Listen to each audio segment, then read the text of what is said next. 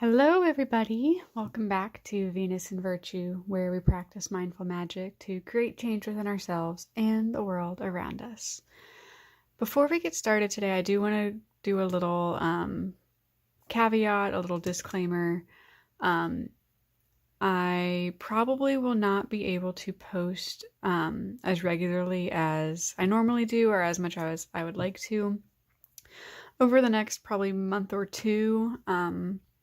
Just because I have started a new full-time job, which has currently over an hour commute one way, but we are also going to be moving. So lots of big changes happening right now, which is all super duper exciting.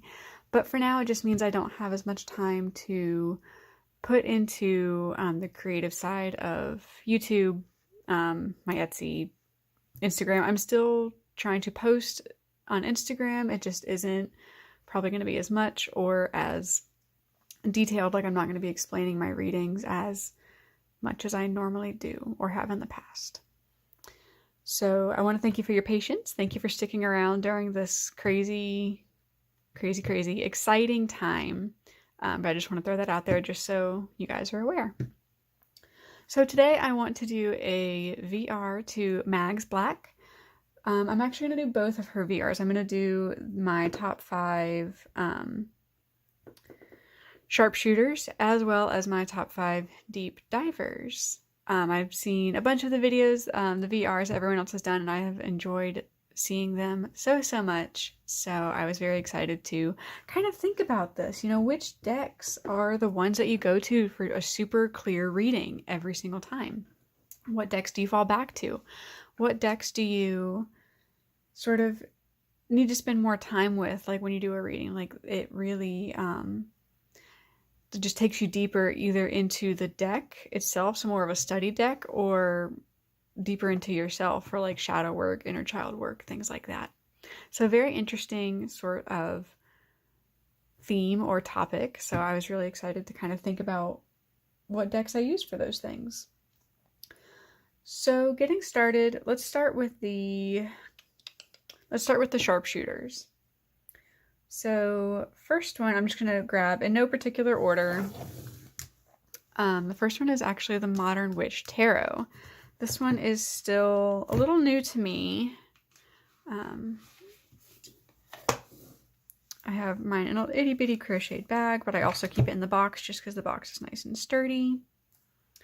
So this one is actually the German version, which you can kind of see here on the box. I did get this from Amazon. And the reason I got this one and not the English version is, one, because the cardstock is much nicer. It's a lot thinner. I had heard a lot of things about the I guess the American version, where the cardstock is really difficult to shuffle, it bends, things like that. And this one is a much thinner cardstock. It's not linen, it's still matte and it's got a little bit of a sheen to it, but not too bad. So that was ultimately the reason I got the German version, is because the cardstock of this one is thinner. And yeah, so I had to modify this one, which I did. I just took off all the borders. But anyway, rambling aside, this is a sharpshooter for me. It is just very quick and to the point. It's RWS. All the characters have been replaced with female characters, which I love. I do like seeing male or masculine figures in a deck, but we do have masculinity in this deck still, right? So while all the characters are female, there is still that masculine energy present in the deck. And as long as it has that sort of balance between masculine and feminine energy, that still reads really well for me. But I just love the colors of this one. I love that it is that classic imagery that we're used to seeing with a modern twist, right? So we've sort of brought it into the 21st century. Like, we've got cityscapes. We've got modern clothing with like the torn jeans, you know, modern characters. It's just a fresh update to a classic system. I even love here that the wolf and dog and crawfish or lobster, it's female humans. Like, that's so, it's a different way to look at it.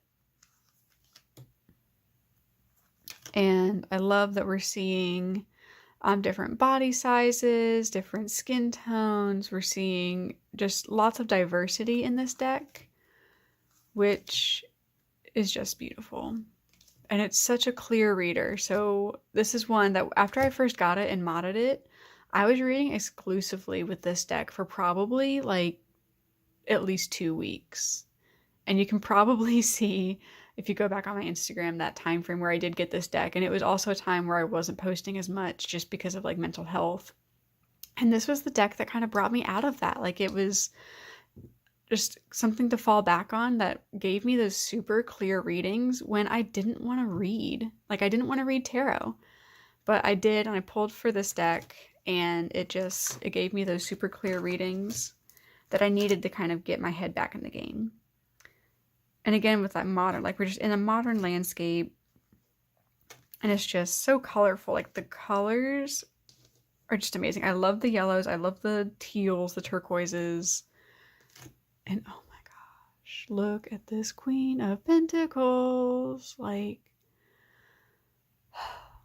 so beautiful. Queen of Pentacles is definitely one of the cards that I look at when I'm considering purchasing a deck. Like, if I do not gasp in beauty over the Queen of Pentacles, it's one that I'm like, I can hold off on that one. So this one is just so, so good. Beautiful women, badass women, strong women, vulnerable women, just so good. Okay. And here are the backs after it is modded. So I did have to take off a little bit more on one side just because they did have the word titles and then like that micro border all the way around. So the backs are not reversible, but I don't read reversals 9 times out of 10, so it does not bother me. Okay, our next sharpshooter is the Marshmallow Marseille. And I'm actually a little surprised with this one because I'm still very new to Marseille. When I'm filming this, it is currently March 13th. And so I'm doing a Marseille challenge with my friend Jess over at Empress and Basil, which is hashtag March Marseille Madness, where we're pretty much exclusively using Marseille this month to really kind of get to understand it, get to know it, see how the system is different from the other systems that we use. And this little deck has really surprised me. It has, let me show you the cards while I'm not just blabbering on. Here are the backs. They have this sort of etched design with like holographic details. So very cool. It's an itty bitty deck, which I love because I got itty bitty hands. But this deck is such a sharp shooter for me. It is very quick and to the point.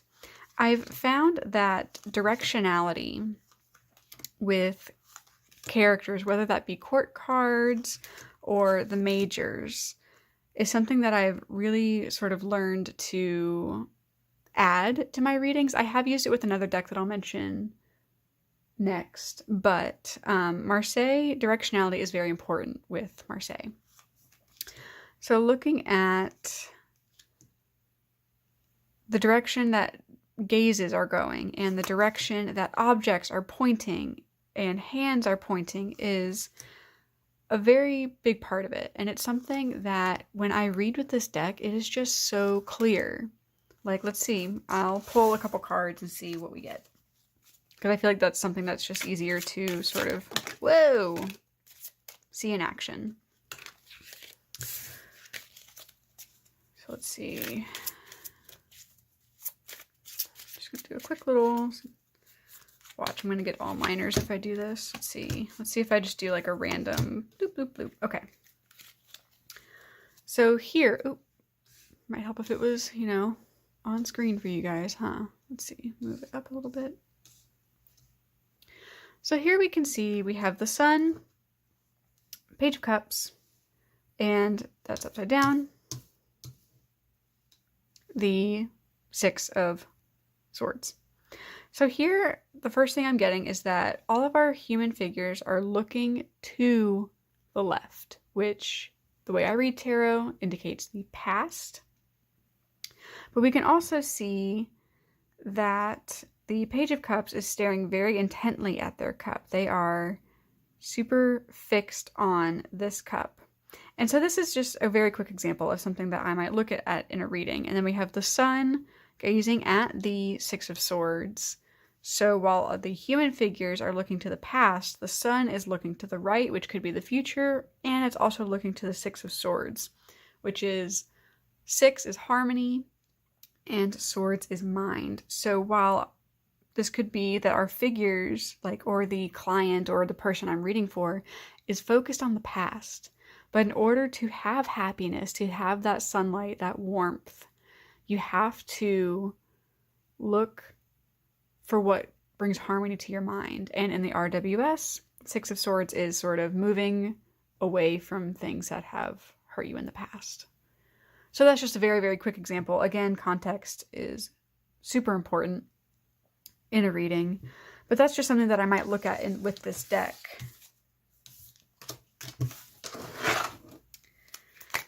And I just love the colors. And this is one example where I do kind of like that sort of watercolor outside, drawing outside the lines sort of style. And it's just become a very clear reader for me, even with the minors, the Pippish minors. With the wands, is it forming an X? Is it forming a star? With the swords, let's see if I can find a sword now. I mean, with the cups, like, is there symmetry? Where are the flowers going? Where is growth coming from? What is it going towards? Let's see if I can find some more swords. Of course, now I can't. Really? Okay. So, like, for our swords, like, what is it framing? Is it framing the flower? Is there more flowers on the inside or the outside? Is it making a framework for something? Because with the uneven swords, like here, we have that X in the middle. So things like that. Like, it's a very visual deck. And it just leads for very sharp readings. Because it's very quick. Like, you throw the cards down, you see what is literally in the card. What is literally there. And you read that way. And it is just, it's been so clear for me. And it's only halfway through the month, and I'm very excited to study this deck more and the Marseille system more. I do eventually, after the move, want to get more books about Marseille and Thoth and just really sort of start studying, like deep diving. But for now, the Marseille has been a really sharpshooter for me. So that is another sharpshooter.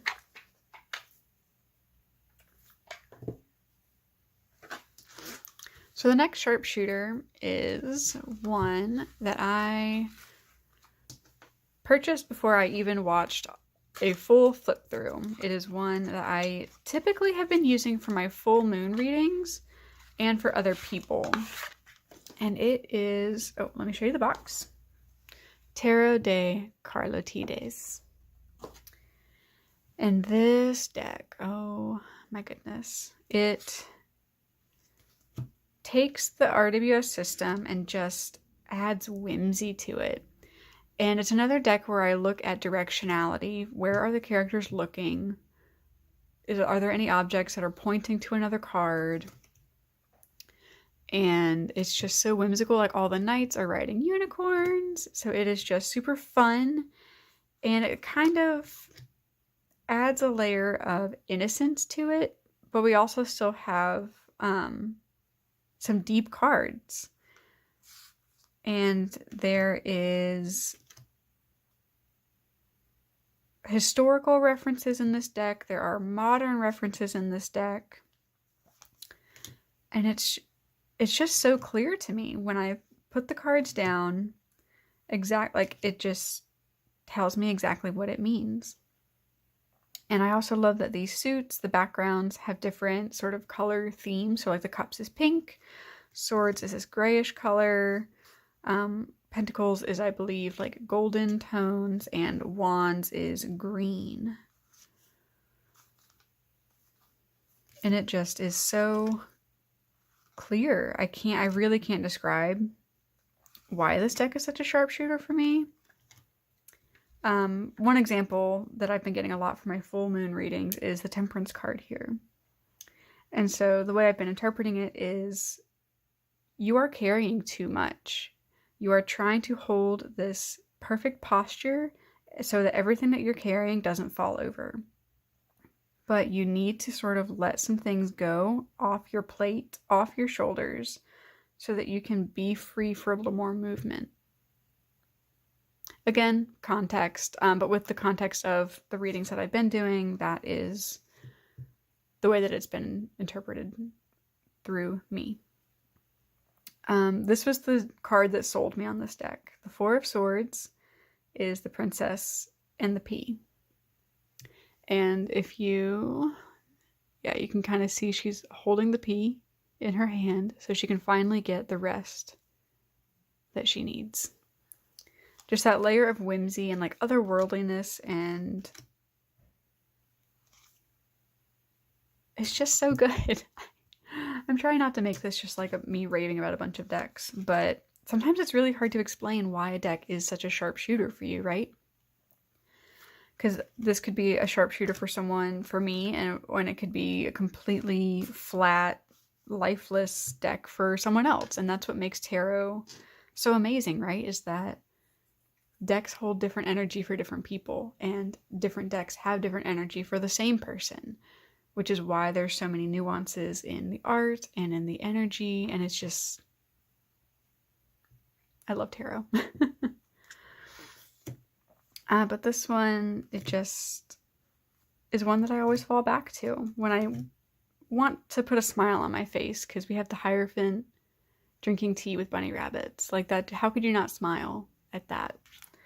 So it's one that when I need a super clear reading, but I also could use a little pick-me-up, it's one that I go for. So that is Tarot de Carlo Tides. And I will link all of these in the description box down below.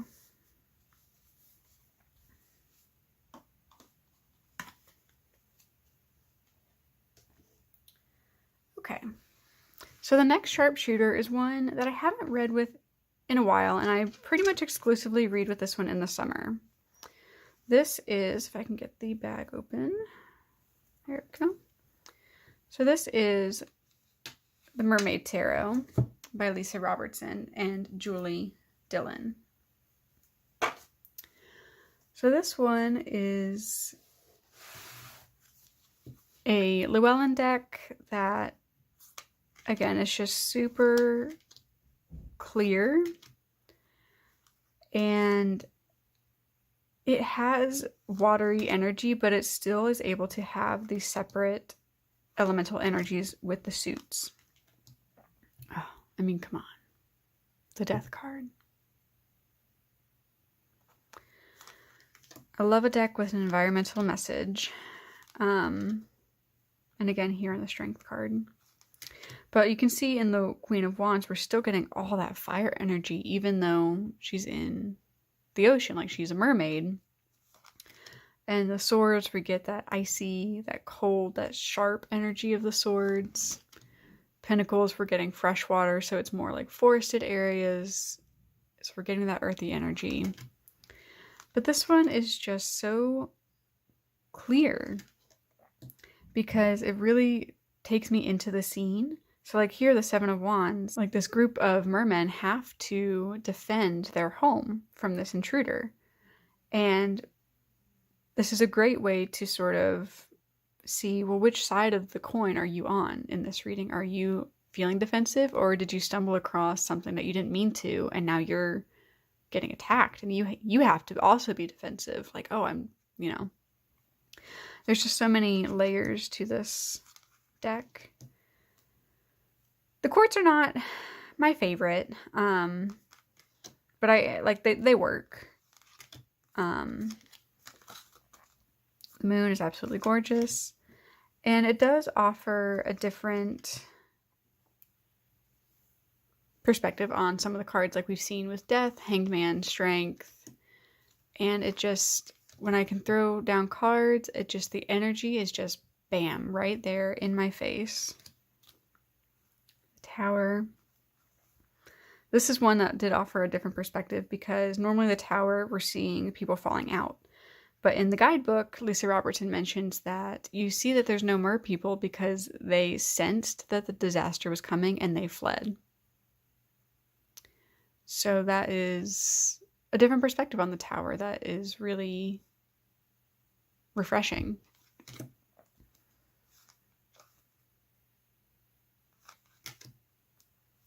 Yeah, I haven't read with this one probably since last summer, and it's one that I definitely will bring out more as the summer months start to approach. But this one is definitely one that does always read crystal clear for me, and it still offers enough nuance that it's not just, oh, you know, your typical RWS deck.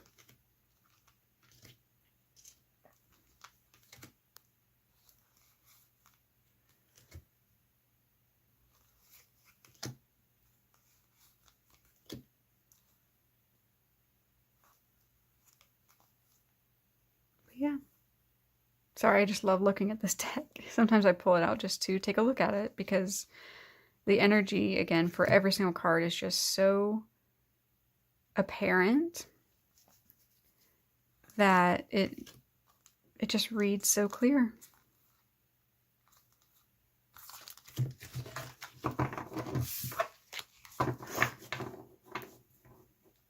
So that is the Mermaid Tarot.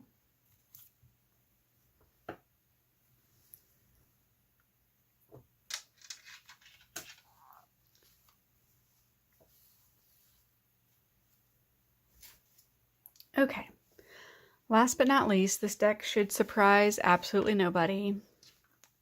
My Ethereal Visions. This deck is just home for me. It was the first deck I ever got. It is RWS. It is calm and gentle, but still tells me exactly what I need to hear. It is in a beautiful Art Nouveau style that just connects to something very deep within me, whether it be, you know, a past life, I don't know.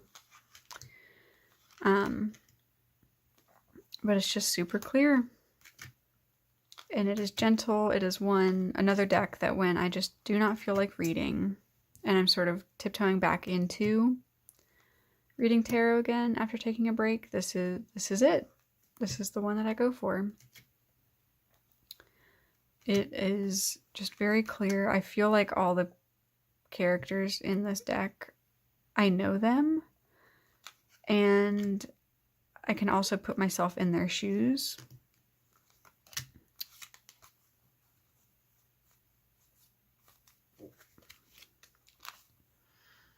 And I love that some of the cards kind of come outside the borders that Matt made, like we saw with the Knight of Swords back there. So it really creates movement in this deck.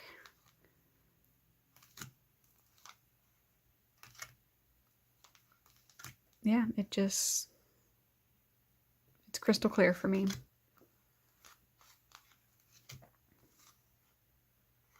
And I love how the cards that he did kind of take some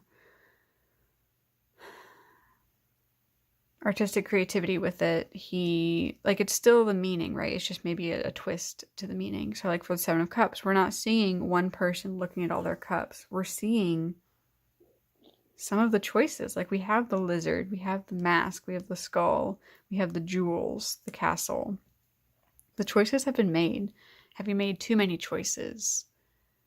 Are you happy with the choices that you've made or are about to make? It's very good.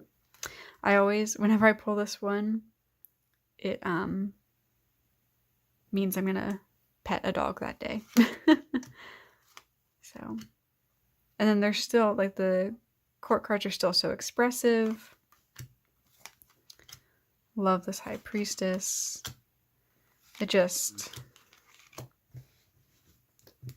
sorry if this part of the video is not very descriptive, but sometimes, like, a sharpshooter is just a sharpshooter and you can't really explain why. And that's okay. Hopefully I kind of explained my reasoning for these cards. But those are my top sharpshooter decks that always give me a crystal clear reading when I need it. It's always the decks that I tend to go to right now. I do also want to do a video VR to Danny Mystic about my classic decks, which I do think would be slightly different. But that is the Ethereal Visions, and that is the last of my sharpshooter decks. So now moving on to the deep dive decks. So these are decks more that, in the original video, is sort of like the ones that you would use for deep inner work, but I'm kind of taking a little bit of creative freedom with this, and I'm also going to say the ones that I tend to deep dive into the deck, so more of like a deck study.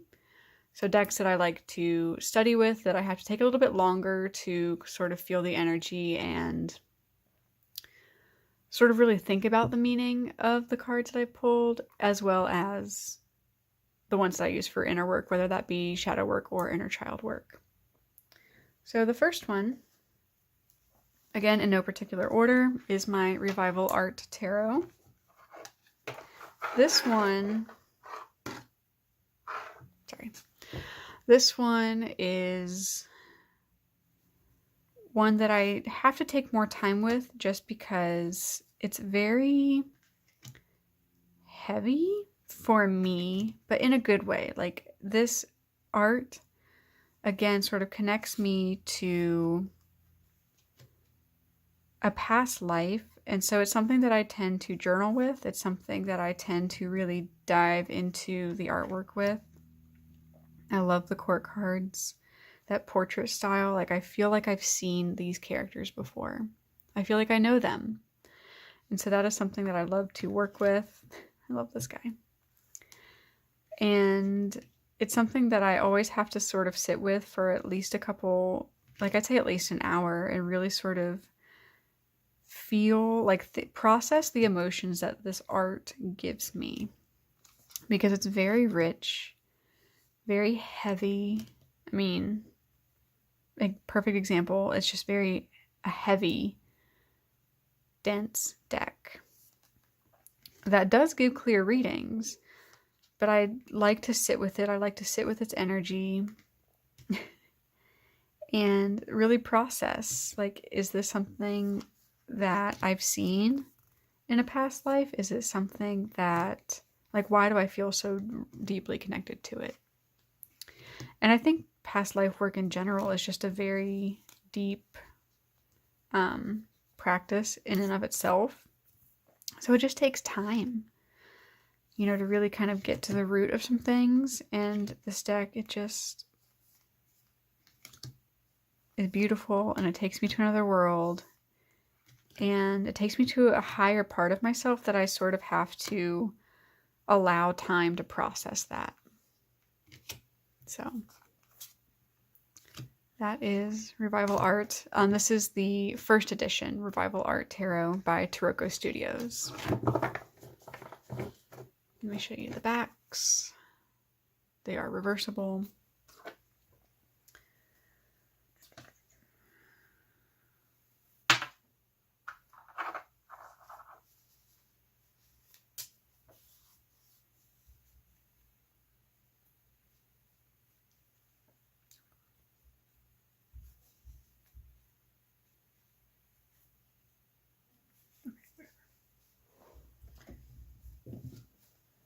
Okay. The next deep dive deck is Terra Volatile. I recently acquired the expansion pack for this deck and did a flip through and a walkthrough and made my choices. So I've really customized this deck to feel right for me. So I'll leave that linked up above and down below. But this deck is so rich and is one that I use for shadow work. It is one that I, again, sort of have to sit with the images. This could be considered a sharpshooter, but because I like to do it for deep inner work, that is why I put it in the deep dive category. And there's so much symbolism, whether that be esoteric, there's sacred geometry, there is just so much in this deck that I have to kind of take it in layers. I have to take it in pieces.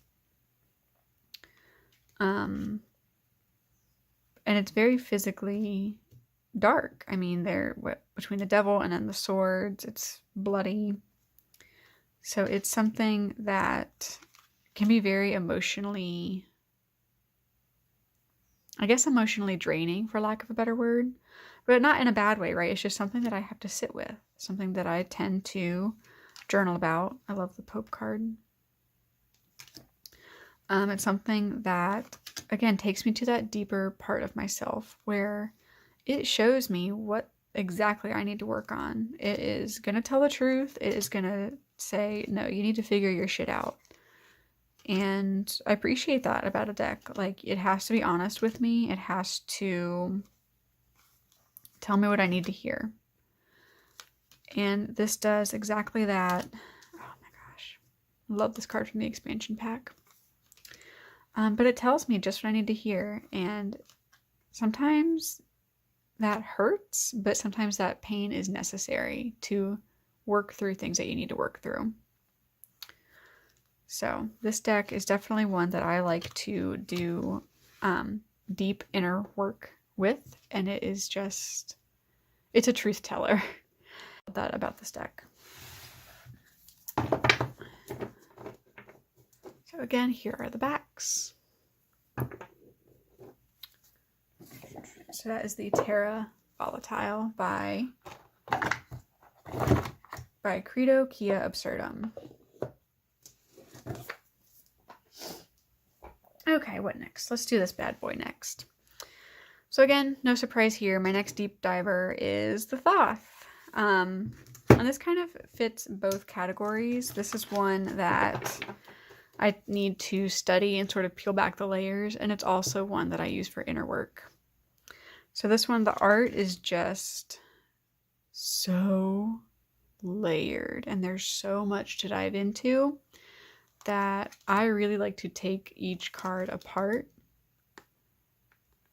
and process every little thing in the card. And that takes time, which is fine.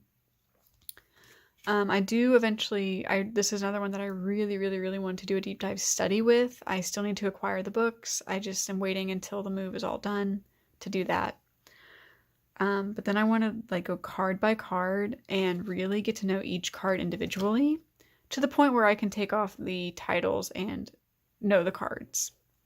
That's going to take time, and that is completely okay. I am in no rush. This tarot is going to be a lifelong study for me, so I'm in no rush at all. But this deck, the pips are so good. They're so good. Look at the difference between the 6 and the 7. It's not just an additional cup. You feel what these cards are telling you. And you can just dive right into the cards. And it's one that you can really take apart. It's one that you can go as surface level or as deep as you want to. Like the Fool, it can be the Fool. Or you can look at every single thing that Lady Frida Harris added to this card for all that symbolism, because there's so much. You can spend an hour talking about this one Fool card, with all the symbolism. And I love that. I love that the thoth allows you to go as surface level or as deep as you want. And for me, it is one that sometimes I do just feel like reading with it, so I pull it out and I read with it. But it's one that I want to get to know better. It's one that I really want to study. So it's one that I really just want to get to know. I want to dive deeper into it. And I think the art from Lady Frida Harris is just absolutely stunning. This is another one that I just love looking at the cards. And yeah, this is one that I use for deep inner work. It's one that I also want to dive deeper into.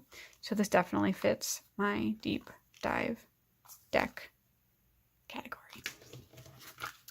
And this is the US Games large version, so the one that comes in the green box, but I have already trimmed 3 of the 4 borders, and when I'm comfortable with all the cards, I will be chopping off this bottom one.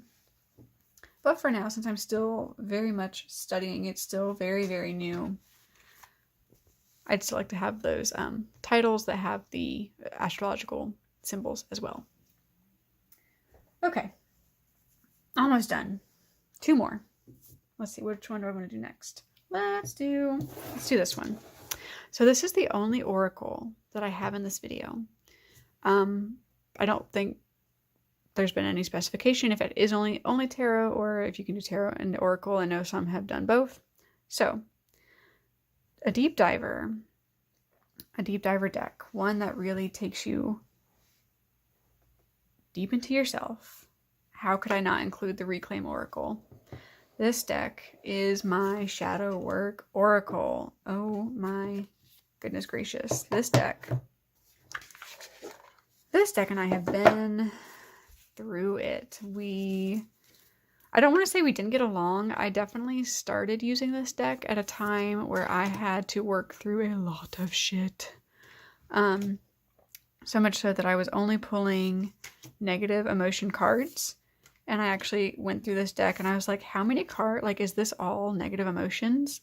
It's not. I was just needed to work through some stuff. But this one, it allows you to see yourself in any character because there's not necessarily gender. I mean, there is and there isn't. But there's just a very...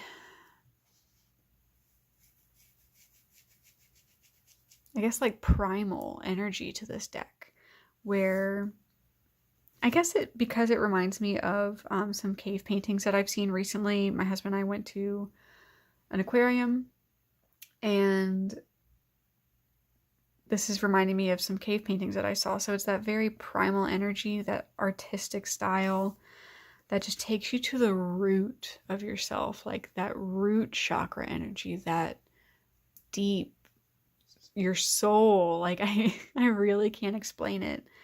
This deck just, it's pure emotion. That's what it is. It's pure emotion. And it describes emotion in a way that just clicks. So I guess this could also go into sharpshooter, but I put it in deep diver because it just takes me to the deepest part of myself that I don't even want to deal with. It takes me to the part of myself that I don't want to look at, my shadow self. And it says, no, this is what you're doing. This is what you're feeling. Acknowledge it, process it, think about it, journal about it. How are you, like, how is it affecting you? And the art is just so good. So this is, oh, let me see what edition. I think it's the second. Let me see. I don't know if it says. Eek.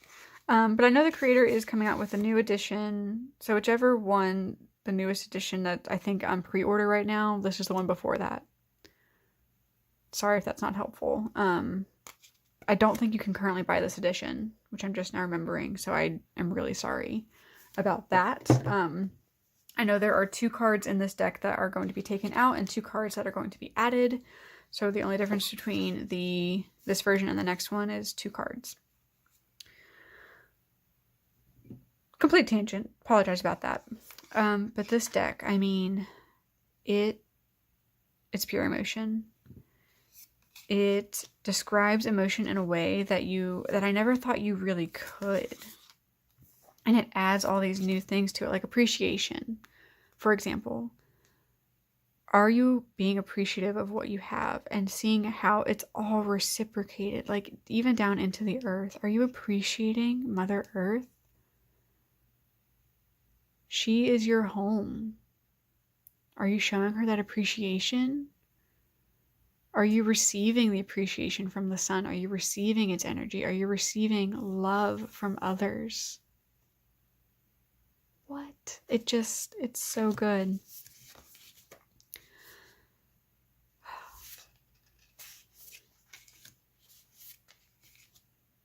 And there are definitely positive emotions. I just started using this deck at a time where I was not getting them, which is completely fine. Injustice. Okay. All right. Trying to not turn this into just me ogling at cards. This deck, I don't know what else there is to say. It just takes me to the deepest part of myself. It is pure emotion. And I highly, highly recommend it if you are interested in using an oracle for shadow work. Highly recommend. Okay.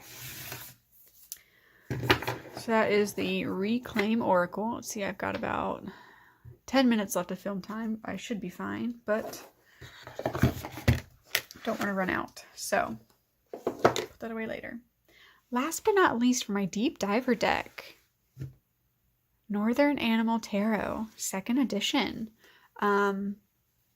This deck is still very new to me, but is one that I put in this category because it is one that I use for inner child work, for myself and for others. Because of the anthropomorphized animals, I think that is an energy that many of us recognize from our childhoods, whether it be Disney movies or, like PBS shows like Arthur, Redwall, etc., etc. It's energy that we recognize, and because of that connection to our childhood, it can really be good for inner child work. And it is an RWS clone. I wouldn't call this one a clone. It's RWS inspired. But then there's also the animal energy, which you can appreciate as a child and an adult. It's one that I'm definitely getting into more. This was actually my first animal tarot deck. I do have an animal oracle, Roots and Wings. It has animal energy, but it's not only animals. But yeah, this one is just, it takes me to that space that sometimes I'm afraid to tap into from childhood, right? Because healing childhood trauma can be scary, and it is not easy. And I also think that the animal characters sort of create a friendly face, like it's not humans, and that makes it less scary, because when we are kids, at least for me, so I'm going to speak from my personal experience, when adults were intimidating, or I didn't want to be around them, or, whatever, I would go to my movies or my shows or my books that had these animal characters that still had that human-like quality. So it makes it more digestible. It makes the hard emotions easy to confront, easy to look at, and it's still offering that sort of distance where it's like, oh, I don't want to look at another person right now, but I still know what this character is feeling. And I think that's very important to consider when going into inner child work, is like, what sort of boundaries do you have for yourself that you can and cannot cross. And this deck is just, I smile whenever I see it because it's so comforting and so loving, and the art is just beautiful. The colors are so rich. And it's a very comforting deck. So like the High Priestess is not very intimidating. Like she has that look in her eye, but she's still very approachable.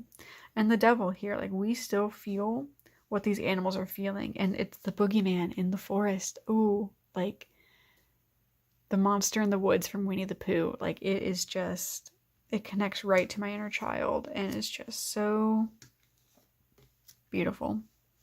But it still has that RWS energy that I'm used to, right? So it's that beautiful, perfect balance. I love this card. Okay, why are these river otters making me emotional right now? Yeah, this deck is just... And then even, like, okay, did anyone else watch Bear in the Big Blue House as a kid? The Moon? Let me know down below if you watched Bear in the Big Blue House.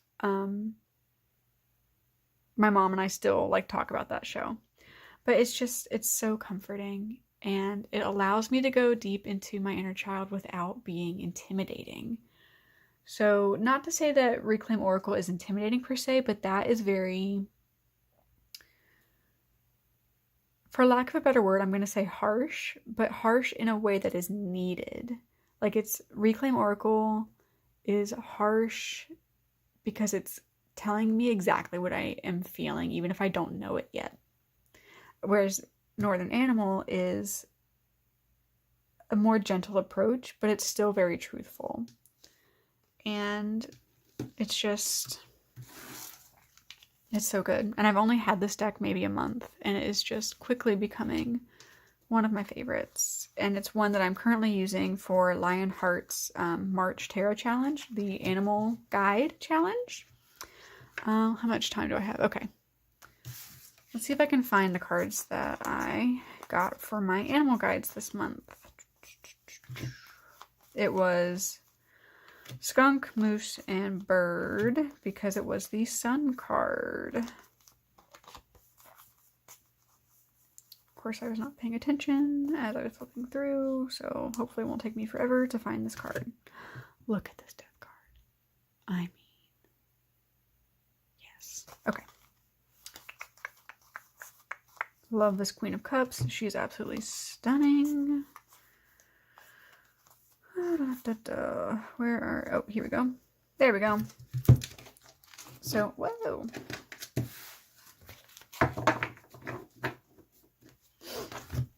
So these are my animal guides for the month.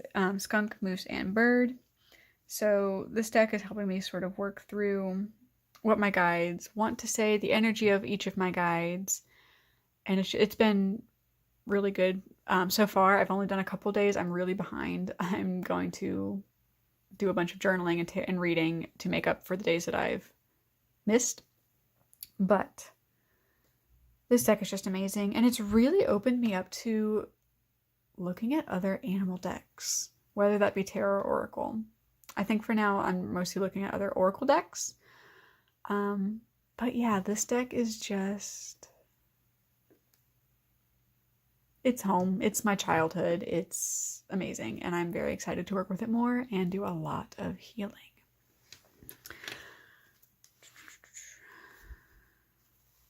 Oh, and here are the backs.